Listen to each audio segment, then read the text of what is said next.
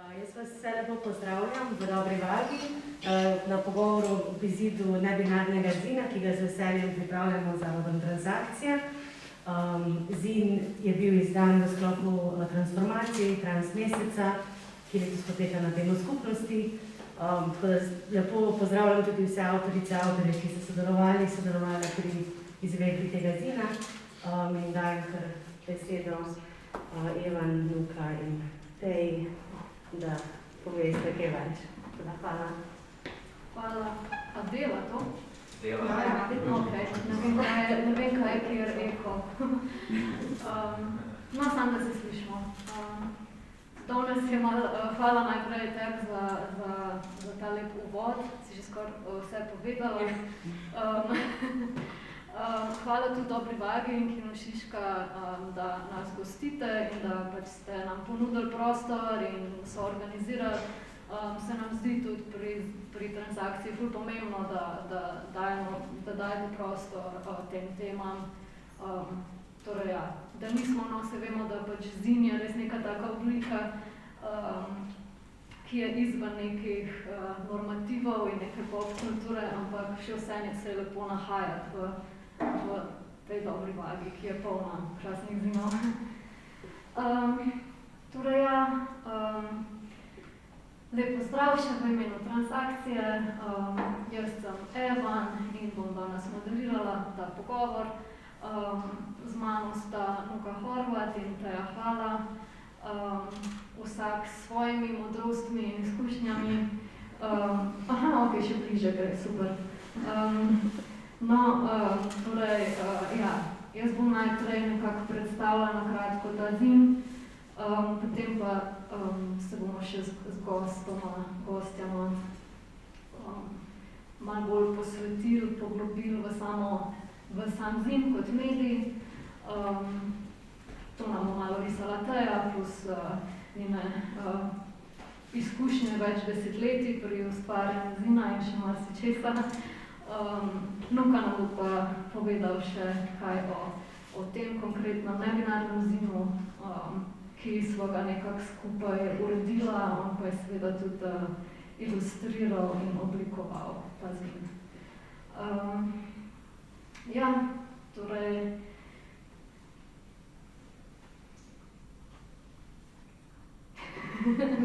ne gledam, kje naj začnem. Mogoče bom kar povedala par besed o zinu, če smo že tukaj zaradi njega, pa potem nadaljujemo s pogovorom z vama.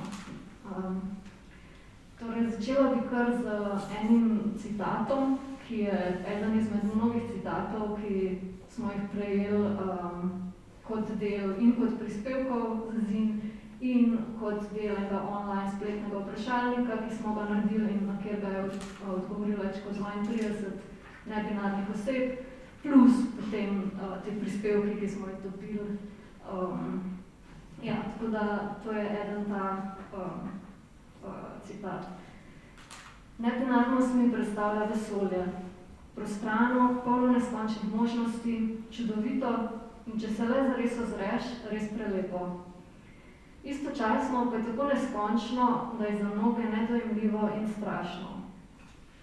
Zdi se mi tak lep citat, ki zajame neko srž nebinarnosti in mogoče celo spola in general, ker se nekateri ljudje počutijo tako zelo ogroženi ob pač vseh nenormativnostih, ki jih ponujajo naše skupnosti. Torej, nebinarni zin smo pri transakciji ustvarili s številnimi, torej vse skupaj okoli več kot 40 nebinarnimi osebami in kot tak predstavlja nek kolaborativen skupnostni izdelek in s tem pa tudi prvo takšno, v bistvu sploh nebinarno publikacijo v Sloveniji, v slovenščini. In ja, nekak njegov namen bi se dalo reči, da je v bistvu ravno to, to, kar je tudi eden izmed naših načel pri transakciji, da trans osebe ustvarjajo stvari za trans osebe. Tako da, ja, ravno to, da se v bistvu skozi ustvarjanje nebinarnih oseb samih predstavi in razmišlja o doživljanju nebinarnosti, in vseh tem, mislim, vseh zelo najrazličnejših tem, ki so pomembne nebinarnim osebam. Ja, tako. Noter se najdejo, kot boste videli, ali boste že videli, najrazličnejše teme od coming outa, do duševnega zdravja, do telesa, odnosov, jezika, zaimkov. Zelo ogromno, zelo vedno znova in znova se kaže to kot neka ful velika tema, ki je pomembna nebinarnim osebam. Tako da boste videli zelo veliko različnih razmišljanj na to temo. Ja, hkrati pa se v bistvu prepleta čez cel zim, tudi najrazličnejši prispevki od ilustracij, poezije, in čez nekih pisnih prispevkov, stripa, celo pobarvan, ko imamo, nam je Pika narisala svoje vile. Tako da ja, mogoče na tej točki, ja, v bistvu neka pomemben point, ki se mi zdi, da ga je treba omeniti, je to, da nismo želeli narediti neke publikacije o nebinarnosti, ki bi bila tako kot nek priročnik, ali ker bi pač samo ena ali pa dve osebi pisale, kaj je nebinarnost in kako se to doživlja in ono in tretje. Seveda smo tudi mini transnebinarni slovarček dali noter, čisto zaradi nekih pojmov, ampak se nam je zdaj ful pomembno, da je ravno to neko nebinarno večglasje, da se začuti to raznolikost in da pač v bistvu, da vsak lahko pride do besede in pove, kako sam doživlja nebinarnost, ker obviously ni enega univerzalnega odgovora ali izkušnje. Zdaj bi se na tej točki pa rada še zahvalila vsem, ki ste prispevali v zim. Res krasne prispevke smo dobili, tako da ja, ne bom pa zdaj poimenovala, ampak se veste, kdo ste. Tako da ja, zdaj pa bi kar mogoče začela ta pogovor, da ne govorim preveč. Pol pa da ga odpremo seveda tudi za komentarje, vprašanja. To ne bo lepo za fotke.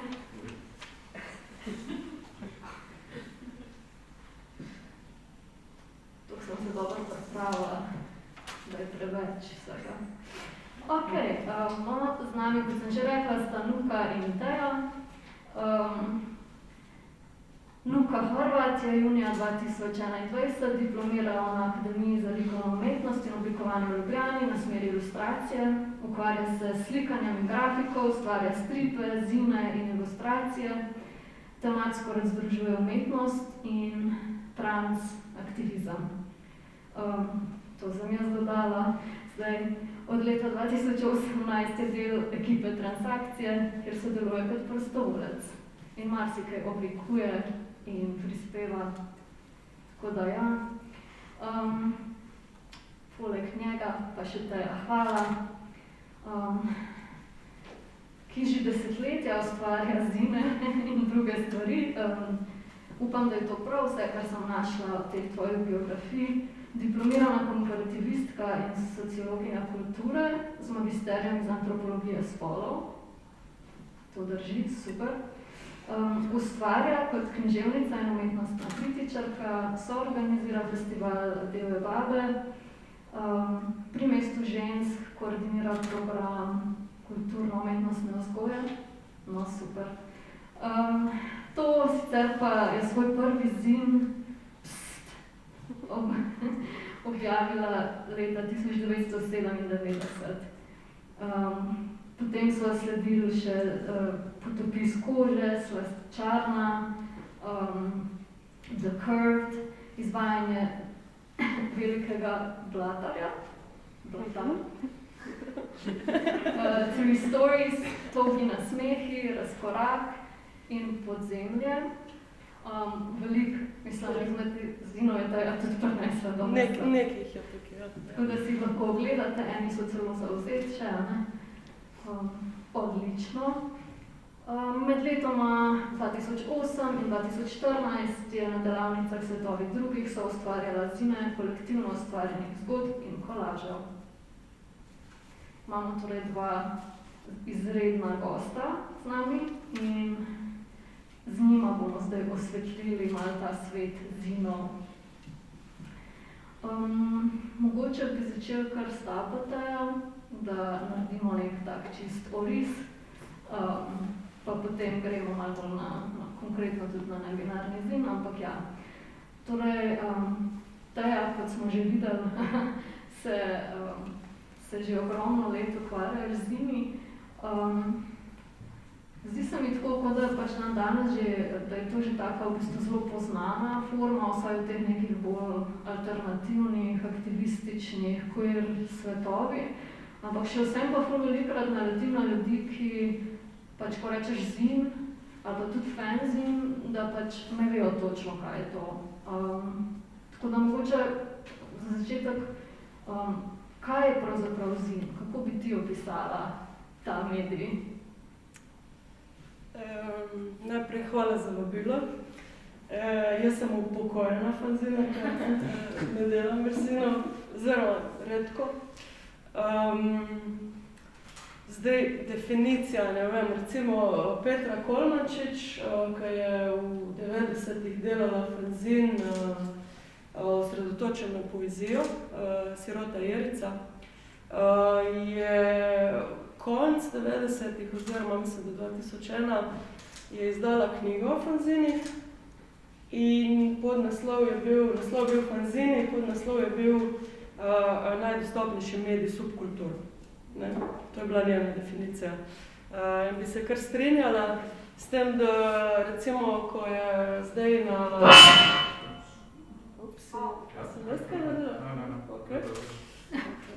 Alter ego.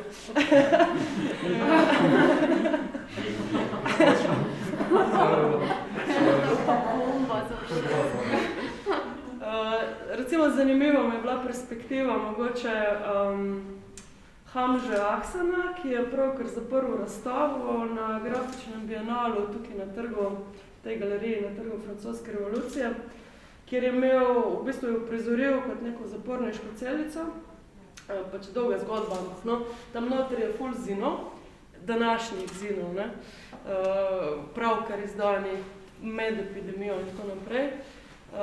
In je bil tudi en pogovor z njim in on je recimo dal definicijo, čeprav je tudi sam recimo fanzine, tako kot jaz pravzaprav spoznal skozi punk ali pa hardcore subkulturo, recimo sceno, je rekel, da to v resnici zanj ni medij, ki je nujno sploh povezan z neko realizirano sceno, ampak je res medij pač z ljudi na robu, no, tako ali drugače na robu družbe, odpadnike, obrobnike in tako naprej, v smislu, da je pač najbolj finančno dostopen. Ne. Zdaj, to je veljalo vsaj do splošne dostopnosti interneta, ne. Ko je bil res pač, mi smo fotokopirali, ne. Generacije pred nami so na ciklostil delali fanzine, s tem, da preden je ta vpliv ameriške kulture postal toliko močen pri nas kot zdaj, se temu ni reklo fanzine, ampak so bile to sami izdat publikacije, ne, zruščene ven. Tako da, to je dolga zgodba, ki ima veliko začetkov, a ne, eni jo povezujejo z mail art sceno, a ne, se pravi, to sceno, ko pošiljaš drugemu po pošti, pač pismo je umetniško delo, v bistvu, ne. Eni jo povezujejo, ta se pravi ameriška linija z science fictionom, z znanstveno fantastiko in s to sceno že v 50-ih, kjer je v bistvu nastajal fanfiction, ne. V zinih se je objavljal fanfiction. In to še obstaja, samo da je pač danes to vse online, v glavnem. Tako da mogoče sam še to, no, da recimo jaz sem tako res aktivno bila udeležena in to spremljala tam od 17 leta, sredina 90-ih, pa tam do, ne vem, sredine 2005, tam nekje. S tem, da se je vmes to zgodilo, ne, da vse tisti fanzinari, ki smo znotraj neke punk hardcore scene delali zine in imeli svoje sejme in na Metelkovi, v pekarni, vse povsod, po koncertih ali pa v navezi s koncerti, da v trenutku, ko je pač net ratal malo bolj dostopen, konc 90-ih je ful ljudi šlo online, so začeli bloge delati, ne. In zini so pol prav zamrli, neki cajta sploh ni bilo nič, pa se je pa nova generacija pojavila, bom rekla, malo mlajša, ker se mi zdi, da ste pa, ali pa ste prepoznali pravzaprav specifiko tega medija, v tem smislu, da se je mogoče ta informativna vrednost res ostala na netu, a ne, se pravi, kje kaj dogaja in tako naprej, te minljive informacije so danes na netu in niso več v zinih, ne. Stvari neke trajne vrednosti ali neka, ne vem, literatura, razmišljanja, fotografije, kolaži, risbe, to pa je ostalo, ne. In to je ful močno danes, kar me veseli v bistvu, ne. Hvala za ta uvodni oris, res, kakor se da pač nek ta zin kot medij sploh opisati in posplošiti, ker ja vemo, da se je tudi skozi čas in skozi glede na družbene razmere vse in na produkcijska, pač na načine produkcije in to, da se je pač zelo spreminjal. Mogoče bi te še to samo vprašala, zakaj in kako si se ti začela ukvarjati z zini in kako je to čisto takrat izgledalo? Čisto pač na tvojih začetkih. Ok, jaz sem odraščala v eni vasi, kjer živi 300 ljudi in je tudi v smislu javnega prevoza precej izolirana. In zdaj, če si pač že videti takega kot jaz, ne, malo izstopaš. In je bilo v bistvu, mislim, zelo osamljena sem se počutila, no. In sem v bistvu pol, mislim, da v 8. razredu sva sošolko, ona je bila čisto v metalu noter, pa ameriška prvotna ljudstva so jo ful zanimala. Jaz sem bila čisto v hardcoru in vojnih romanih in sva skratka, res ne vem, kaj je bilo to. In sva naleteli na revijo, ki je bila tudi svoj cajt fanzin, Rock Vibe se je klicala, to so v Novi Gorici so izdajali in so bile not recenzije fanzinov. In mi so bile tako, kaj pa to, ne? In so jih naračile, ker so bili naslovi spodaj, ne? Tudi to je bil prvi stik in meni se je takrat res svet odprl, sej ne, da sem se strinjala z vsem, kar je pisalo noter, niti približno sam. Bil je en prvi stik z nečem, čemu sem želela takrat pripadati, ne? In pri tej starosti si močno želiš nekomu ali nečemu pripadati. In čudovito je bilo to, da, mislim, če danes gledaš nazaj, ne, vsebinsko se res so vsi bili podobni ti zini, pač recenzije koncertov in plošč, intervjuji z bendi, to je prevladovalo. Pol pa bolj na obrobju smo bili pa mi, ko smo delali emo-zine, ali pa perzine, kao personal, ko smo pa poezijo, prozo in take reči objavljali, ne. Pol so bili pa miksi tudi vsega tega.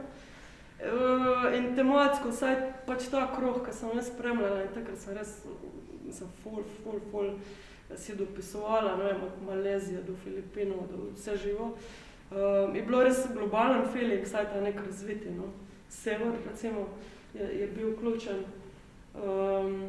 So bile neke teme, ki so se skozi ponavljale, pač ne vem, go vegan, anarhizem je edina rešitev za ta svet, če malo karikiram in tako naprej.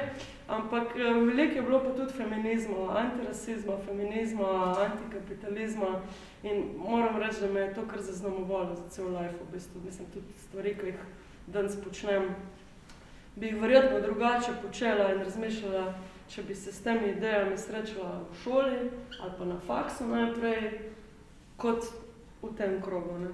Ker je čisto druga perspektiva in tako da, mislim, to zveni patetično, ampak mene so dejansko pač takrat rešili fanzini v najstniških letih. Tako, Kaj je bilo že Ja, vprašanje? ne, super odgovor. Kaj je bilo vprašanje? Ful hvala, da si delila to z nami. Luka, mogoče bi zdaj še tebe vprašala, če se spomniš, kako si se kot ti prvič srečal z zini, pa potem, ko si začel delati nekako svoje. Kakšen je bil ta tvoj proces? Pri meni je bilo to poznaje. Mislim, ne samo, da takrat, ko si ti izdala svoj prvi zin, sem jaz se rodil. Ampak pač... Kot en zin. Wow. Ne, mislim, jaz sem pa v bistvu... Na internetu se mi zdi, da je še zdaj, čeprav si ti rekla, da mogoče se več ne izdajajo ti zini, se mi zdi, da pa fanzini, se mi zdi, da še vedno se in moj prvi stik je bil ravno preko interneta, kjer smo organizirali skupaj neke fanzine za neke šove, ki pač so nam bili skupni. Tako da to je bil moj prvi stik najbrž. Potem pa se mi je zdelo, da sem nekako videl neko drugo plat tega, kjer lahko se mi zdi, da v zinu hkrati vključiš toliko različnih stvari in se mi zdi nekako, mislim, da je moj najljubši medij za knjigo umetnika, v bistvu, kaj je sploh razlika, o tem se lahko pogovarjamo, ampak ja, ne vem, zato se mi zdi, da sem se zelo navezal na ta medij potem. Ja, kaj si še vprašala? Okay. Ja, si to. Potem pa itak še skozi transakcijo si jih zdaj že kar nekaj oblikoval, ne 3. Torej, zdaj, če malo preidemo še na ta konkreten nebinarni zin, pač ja, tudi tokrat ti si v bistvu ustvaril to naslovnico in podobo in pač ja, tudi celotno oblikovanje. Kaj te je vodilo pri tem procesu? Pač, kaj je bil tvoj koncept, če je bil? Pri oblikovanju itak, tu je nekaj, se mi zdi, različni pristop, ker včasih je oblikovanje mišljeno, da je zelo nevidno in da nekako bolj ta vsebina izstopa. Ampak se mi zdi, da sem tu bil zelo glasen in sem zavzel veliko prostora za s tem oblikovanjem. Ampak se mi zdi, da, mislim, simbolično sem razmišljal o tem, kako sem se lotil tega oblikovanja. Joj, to se zdaj tako sliši. Pač specifično je, guys, če pogledate zin. Mogoče lahko vidite, da je v ozadju so ilustracije z pixel artom. In sem razmišljal, da je to recimo tako simbolično neka binarnost oziroma neka rigidnost, ki pa je popolnoma preplavljena z temi prelivajočimi barvami in vsi ti naslovi in podpisi teh oseb, ki so sodelovale, so pa napisane pač z ogljem tradicionalno in so potem pač skenirane, fotografirane, ker se mi je zdelo, da pa je to ravno potem obratno od te binarnosti in pikselnosti in je to v bistvu neka taka, da vdihneš dušo, I guess, s tem podpisom, ker so pač napisani na roko. Ja, o tem sem razmišljal. Ja, krasno, mislim, meni osebno, jaz sem zelo vesela, da si bil tako glasen pri tem oblikovanju. Ker ja, naprimer, pri kakšnem prejšnjem zinu, ta pač uporniški feminizim, ki je od lani, ne da ne vem kdaj, ampak ful mi čudno te letnice minevajo, ampak ko smo imeli transmisijo in je bila tema upor, tako da neki zadnjih izvodov imamo še tukaj, če hoče kdo vzeti. Čles je bil pač dosti bolj, sicer je to tako udaren, ampak ni pa noter toliko oblikovanja, ne, se pač res bolj prispevki sami. Prispevki so bili udarni. Ja, tako, ja. Ja. Tule si pa res tako se mi zdi pač vdihnil to, kar, ne vem, kar mogoče tudi meni, kako doživljam nebinarnost, no. Da lahko samo zase govorim. Ja, okej. Mogoče Teja, a bi ti povedala zdaj še kaj o torej zinu v Sloveniji, kot nekem, v bistvu, kakšen je bil razvoj. Jaz sem našla eno dosti dobro tako delo, diplomsko sicer, mislim, da iz FDV-ja, od Barbare B, nekaj na B, nisem si zapisala, ampak tudi če vtipkaš pač zin in Teja hvala v Google, najdeš na drugi strani. Torej, ker se mi zdi, da je dobra pač ta naloga v tem, da... Peširovnik, nekaj tako? Ja, nekaj taskega, ja. Je res pač tak lep pregled, no, tega v bistvu tudi v Sloveniji in potem so predstavljeno po par ustvarjalcev zinov v različnih v bistvu obdobjih, no, ki jih nekako predstavljajo, če lahko tako rečemo, in eno izmed njih si tudi ti.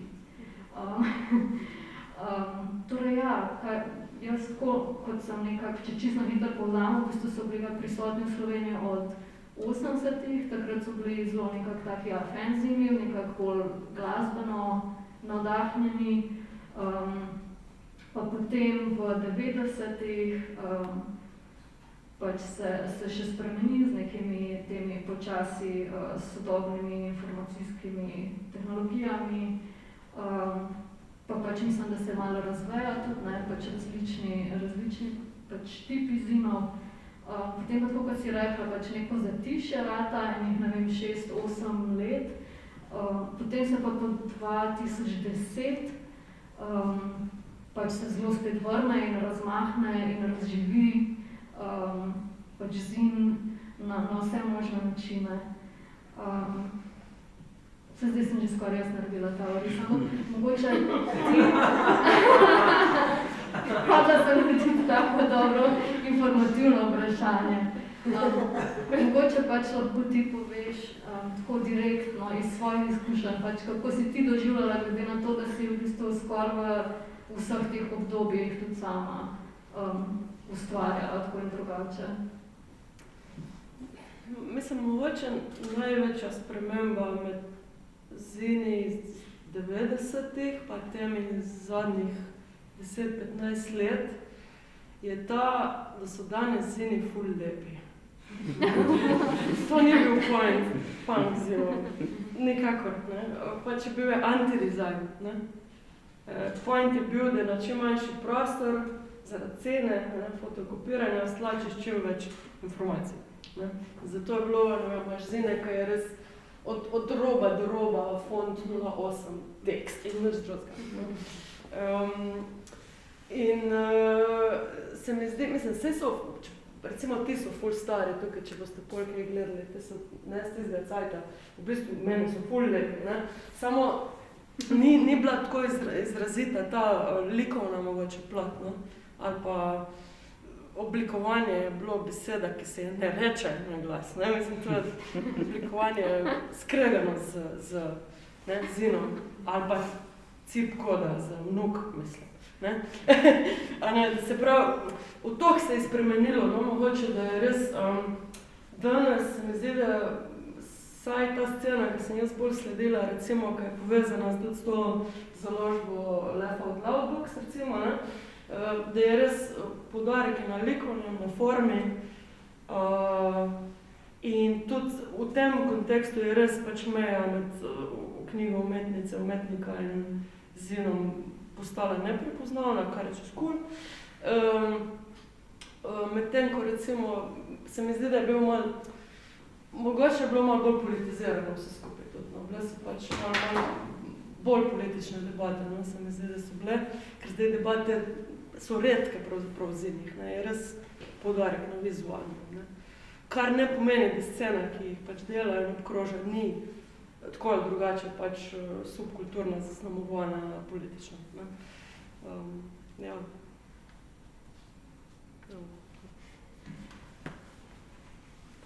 Ok, hvala. Luka, tako kot smo že prej rekli, v bistvu pri tvojem ustvarjanju pa na splošno vidimo zelo veliko nekega prepletanja med aktivizmom in umetnostjo. In jaz mislim, da nekako tukaj se nahaja v tem tudi naš zin, ki bi jaz rekla, da nekako so kar aktivistično-politični. Si tudi v samostojno v Dobri vagi že se predstavil z zin stripom Dijak, ki smo ga pač videli v zadnjem času nekakrat, pa tudi te tvoje monotipije o antitrans. Sem mislila, da nekdo nekaj fulbiš, kaj fulje odmejo govor, ne? Jaz zvanjam pa, da iztle. Učitelj. Tako razredeno, da se žijo, no. A hočete kaj deliti s celim razredom? Učitelji. Se boste hmalo. Mogoče samo to, ja, ta zadnja pa te monotipije o antitrans nasilju.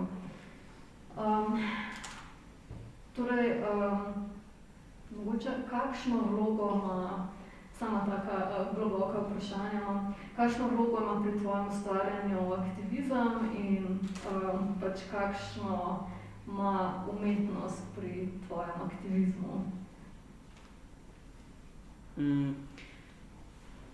Skoraj neločljivo za mene, sploh v tem času, kjer zdaj živimo. Ne pravim, da bi vsi morali na tak način gledati kot jaz, ampak si sploh ne predstavljam, da ne bi nekako socially engaged umetnosti delal v tem času, kjer smo sploh očitno kot trans nebinarna oseba, se mi zdi, da pač je mogoče to nekak še večji motivator, da se tega lotevamo na tak način. Krasen način je nekak širjenje idej in misli aktivizma skozi umetnost in hkrati v umetnost, mislim, aktivizem je neka misel, ki je zatem ti vdahne idejo, da lahko sploh narediš umetnost. Tako da. Hvala, pač jaz tudi, mislim, res so krasne te tvoje, čeprav se pač tudi tako res spretno lotevaš teh ful, v bistvu težkih tem, tako kot pač ta Lijak, ki je v tej radikalizaciji v ta alt-right sovražne skupine. No, na koncu tudi te o antitrans nasilju. Ampak ja, se mi zdi pač res take močne in vsaj jaz osebno ful vesela, da ustvarjajo pač trans, nebinarne osebe, pač tudi takšne stvari. Tako, zdaj, jaz seveda lahko še marsikaj vprašam in povem, ampak ne bi rada preveč prostora vzela, mogoče bi zdaj kar odprla za, se upravičujem, ker gledam samo v smer, ful je taka postavitev. Če bi kdorkoli kaj komentiral ali pa vprašal, Tejo ali pa Nuka, bo v povezavi s tem zinom, karkoli, mogoče zdaj ste si že malo ogledali, če so kakšna vprašanja, vtisi, karkoli. V bistvu lahko tudi, če vam je bolj prijetno, ta uradni del pogovora zaključimo, pa se potem tako bolj pogovarjamo. Smo se nekako zmenili, da lahko pač v bistvu posnamemo samo ta pogovor, pa potem odpremo še tako malo bolj, da se boste bolj sprostili. Tako da ja, pa bi pa jaz, zdaj imate malo časa, 1-2 minutki, da se sprostite.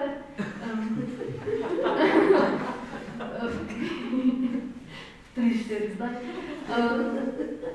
Bi pa potem za konec samo še vprašala Nuka pa Tejo, vse vem, da o tem govorimo na tak ali drugačen način že, ampak kaj se vama zdi največja moč zina? Lahko jaz začnem. Meni se zdi, da je še zmeri, ne glede na obdobje, čas, največja moč ta, da je to res medij, ki ga pač ustvari lahko en človek ali več ljudi, brez ozira na pričakovanja drugih, brez ozira na neke uredniške smernice in izbore in selekcije, estetske kriterije, ki recimo ne pogojujejo to, lahko nekaj objaviš v neki resni reviji, ne?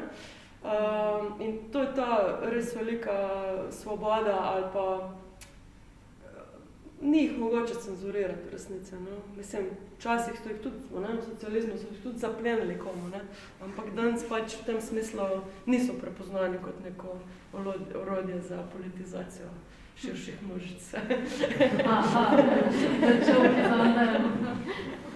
Ampak kljub temu, no, ja. In recimo, no, samo mogoče samo to, ne, ta zin smo delali z dijaki v Ljutomeru marca letos, ker so imeli kot neko združevanje učnih vsebin z umetnostjo ali pa izražanje skozi umetnost in njihova tema je bila upor.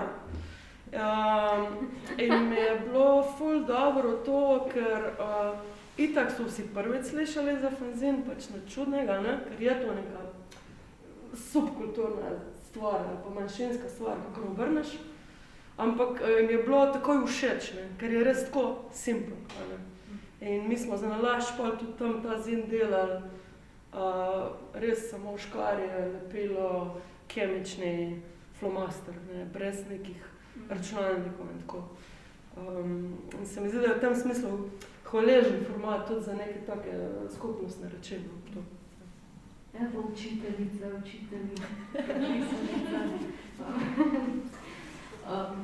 hvala te, bi še ti Nuka povedal?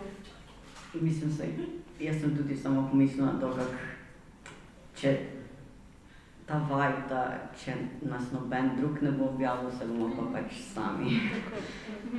In hkrati me ful veseli vsakič, ko pridem v Dobro Vago in kak živa je ta neka scena zinov v Sloveniji. Mislim, ful je večji užitek delati zina, ko veš, da pač te lahko vse to navdihne in pač, ja.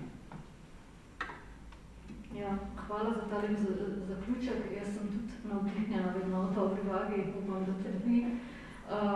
Tako da jaz bi pa v bistvu se še enkrat zahvalila vsem in ko ste prišli in pač gostoma in Dobri Vagi, pa bi ta uradni del zaključili, pa se lahko še malo neformalno naprej pogovarjamo.